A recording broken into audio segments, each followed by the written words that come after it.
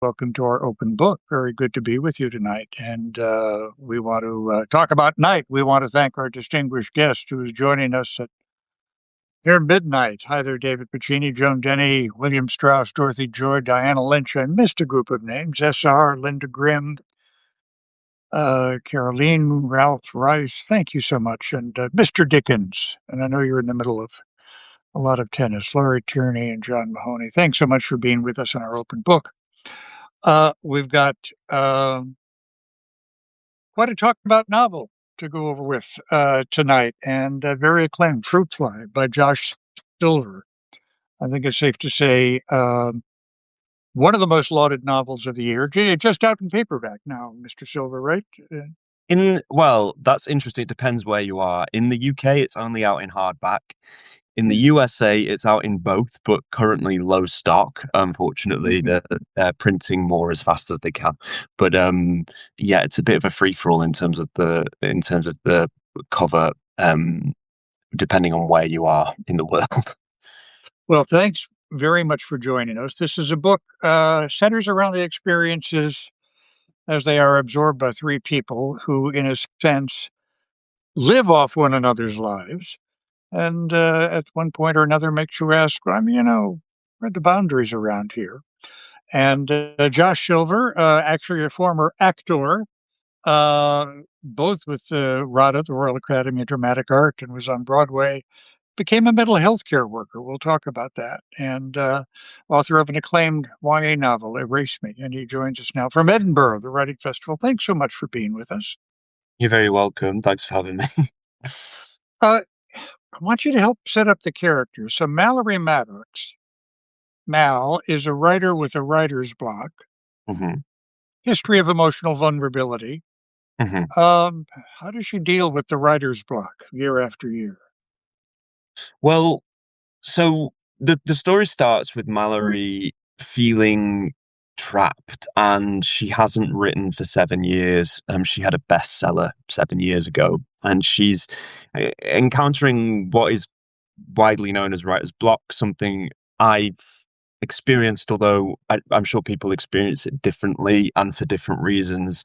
She has you will find out as the book goes on that she's in a abusive relationship with her husband, and I don't want to ruin too much, but we're going to talk a little bit about the book, so we might as well get stuck in. And she's sort of being well, she's not sort of, she is being controlled, and I think that part of her inability to write is that she doesn't feel free. And so drunkenly one night in her bathroom, she Googles how to write a bestseller to try and get some inspiration. She a Reddit post that Yeah. sort of talks through the current trends, and that is sort of what she looks at. And the Reddit post says there are many different things you could do. Fantasy is big at the moment. Romantasy. I'm sure you've heard of this. This is all the rage in the publishing world. You could write cozy crime, or she reads the post says you could go gay. People like that now. You go gay, sad, and dark. Try that. So what she does is she downloads a gay dating app and takes photos of her husband while he's asleep and uses them to start to interact with men. Now, this starts to free. She gets such a sense of excitement, of liberation and an adrenaline rush, I suppose, of doing something so out of character, that it frees up it shifts her internally. But she meets a guy from the app, and she starts to stalk him because he's a very vulnerable and emotionally in pain person, and she starts to stalk him. This is Leo. We should explain. And she writes his life as her book, so that is where she gets her inspiration from. And, and help us understand Leo. He writes poetry, by the way, too. But yeah, Leo writes poetry. He does that online, so he uses Instagram as a way of writing his poetry. So that's how he expresses himself, although he's kind of doing it in a way where he is playing up to an image of himself. He's sort of playing up to the idea of being this tortured working class guy that he knows people sort of get the kicks out of, and he uses it. He's an addict. He uses it as a way of getting dopamine hits, the likes and the validation. He uses it for that. But he knows how to present himself, and actually his poetry is kind of constructed in a way to feed the kind of person that he thinks will like it. I found myself going, that's not right. In a chapter when Mallory is pursuing Leo, she follows him into a recovery meeting. Yes, she does. The whole idea of a recovery meeting is that you can say anything there and nothing counts. Yes.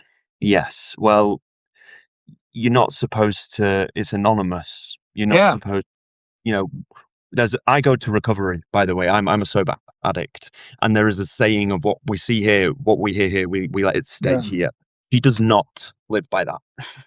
She, yeah. in fact, manipulates him to share his life so that she can mine it for her book and to write his internal world. But he is also playing his own game, and he's manipulative, and he is lying Yeah. a lot of the time to get what he needs from people as an addict. I mean, I can relate to this from when I was in active addiction. I've been sober 9 years now, so it's been a while.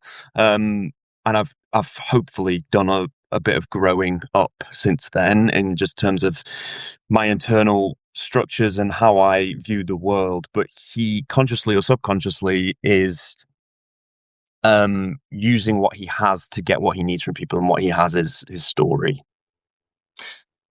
Um, by the way, I admire you. Congratulations. That's, On the sobriety, yeah, good you work. Thank you. appreciate that. It Um, was tough journey, partly why I wrote this book, but I felt like it was sort of time to be able to get that stuff down on paper. yeah. The three of them, Rona is Mallory's husband, who is a Netflix executive, and I think you've already imparted a lot about him. Does he get the impression that he views lives, human lives, as something just to be commodified? Am I being ungenerous? Uh, I think that he does. I think that he seems to lack empathy, and so his standpoint on other people's narratives, if he can use them and make money out of them, great. That's how he sees it. And I think there is a narrative in our capitalistic culture. The I don't know, as a gay guy, I grew up terrified of that fact with myself. And then I lived through the sort of shift that happened, where it became kind of okay to be queer, or it became more celebrated, or diversity became more celebrated. And I think I just used to get angry at the way people would use, or it was seemingly corporations, they wrap the pride flag around their products and sell them. And actually, I think, well, do you really care? You certainly didn't 10 years ago. And I found that really, so I've just seen someone said, you touched on so many intriguing issues. Are there parts of UK culture that aren't as easily understood by North American readers? Now, that is very interesting, but I do think that the diversity push has happened on both sides of the pond. But I do feel like maybe there's not to get political, but I guess books are political. But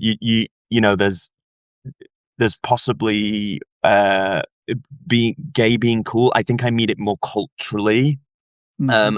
across the cultural landscape, and that became more like actors could be out, or more could felt like they could be out, or there were more stories being told Yeah, about gay people. So politically we can sort of see what's happening on both sides, but in terms of the narrative that's going on between people, diversity became, it became actually profitable, especially as I was an actor.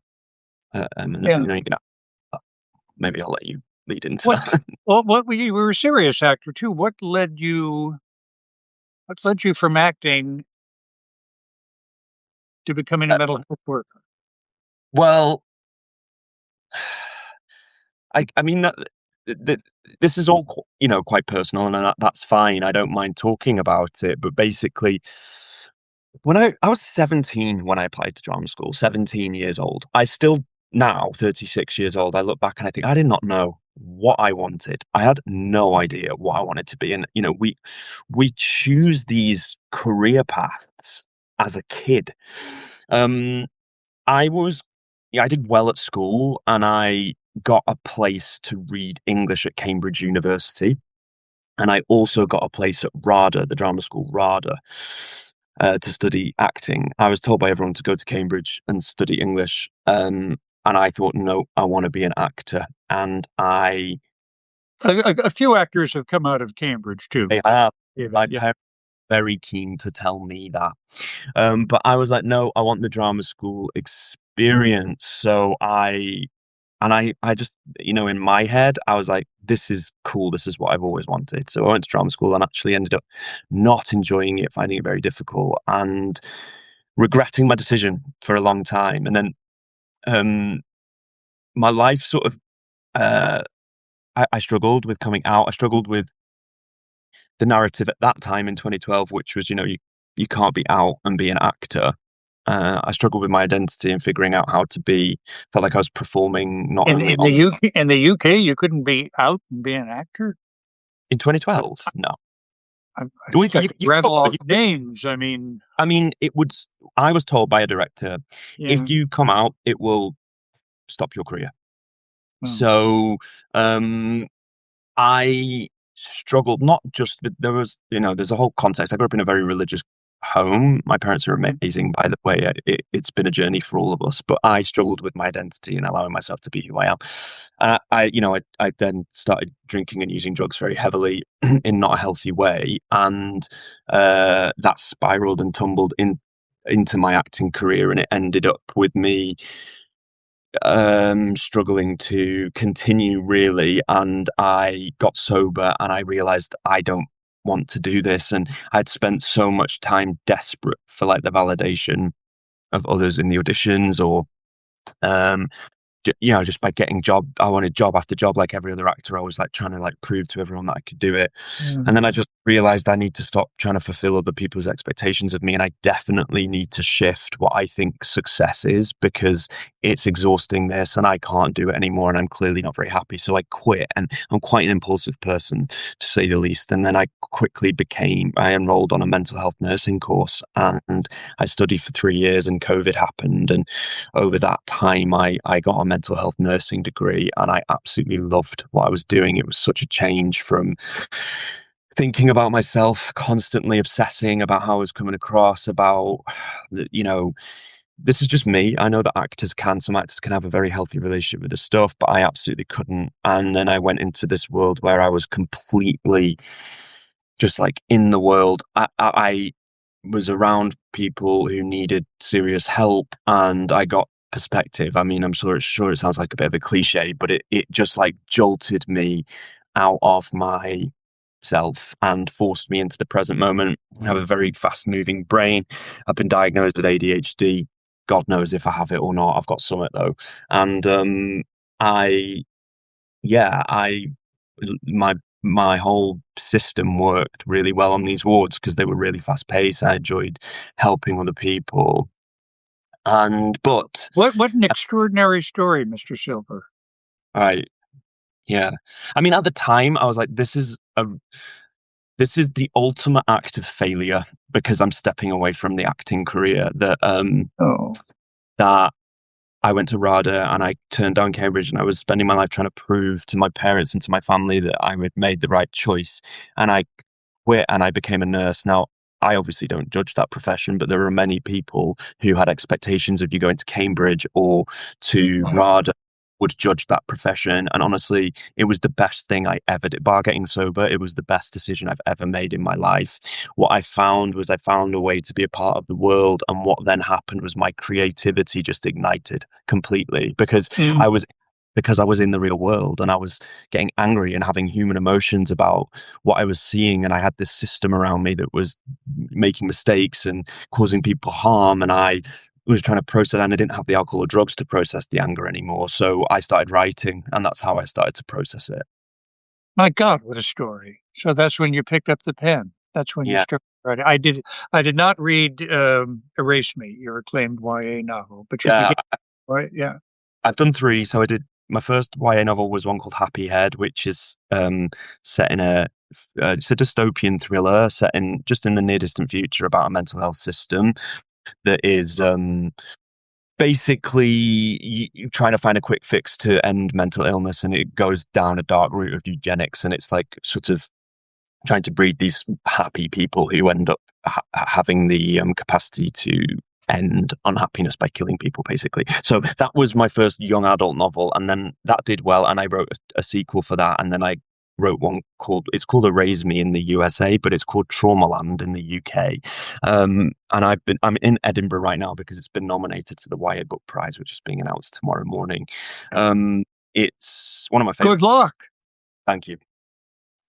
It's about a guy who I love Black Mirror. I'm very inspired by Charlie Brooker. I don't know if anyone knows Charlie Brooker, but I think he is an absolute genius, and he created the Black Mirror universe.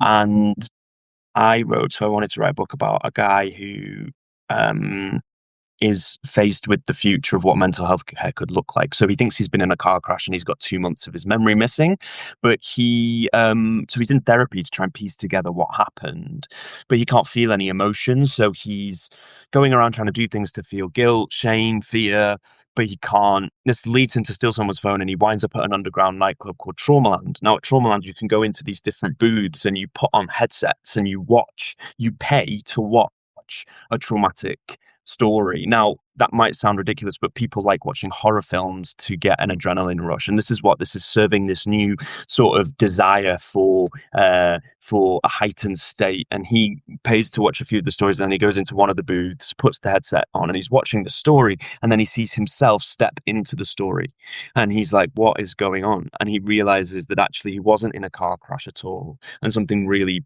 terrible happened to him, and his dad works for the government, and he'd seen something that involved his dad. So his parents had paid for him to have his memories removed. It's called trauma extraction removal. And the man who was running the club called Traumaland is stealing the memories and selling them as an experience.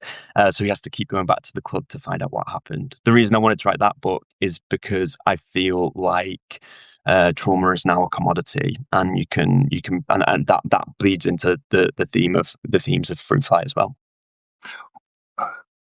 And interestingly, it raises a theme that you bring up in I think Fruitfly.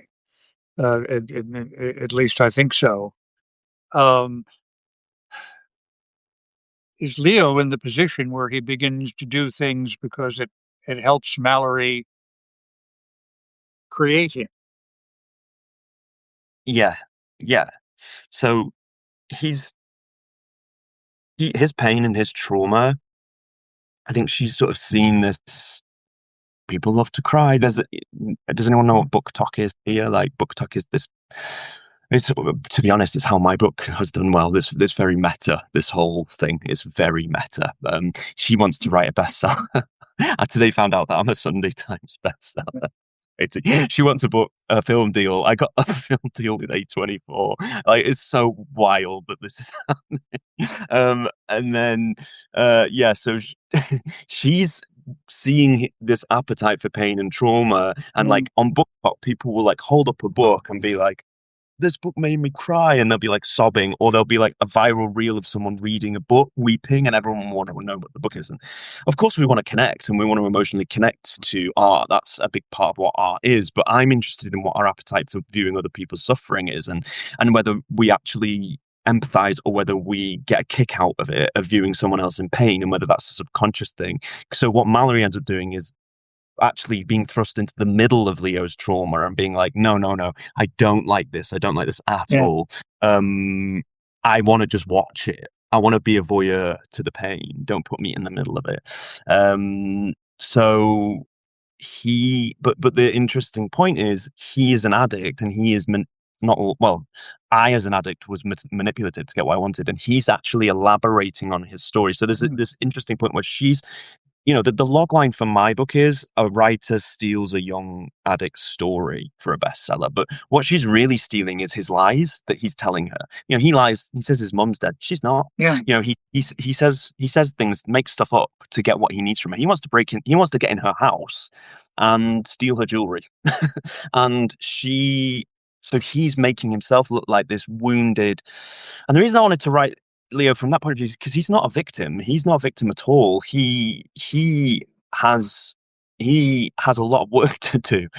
He doesn't want to meet himself. He doesn't want to. He wants to blame everyone else for his problems, and he wants to use some stuff that's happened to him as fuel to keep going in this self-destructive manner. And I can certainly relate to that. Let me ask, Caroline is going to, Diana Lynch has a question, I think. Yes, from Diana Lynch. How can you not be brought into trauma if you're minding it? Well, I think you can. So perhaps like she's stood in the middle of this.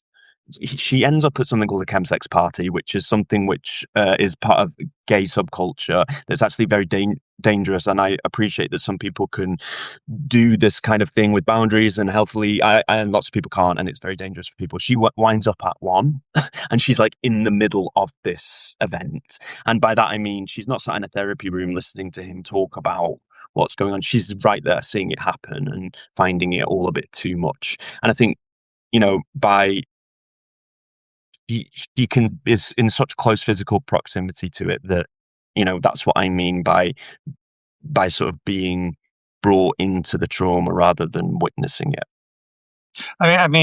Without again giving away too much, but I think I can impart that at one point somebody at a publishing firm says to Mallory, "No, we needed more of an emotional hook in the ending."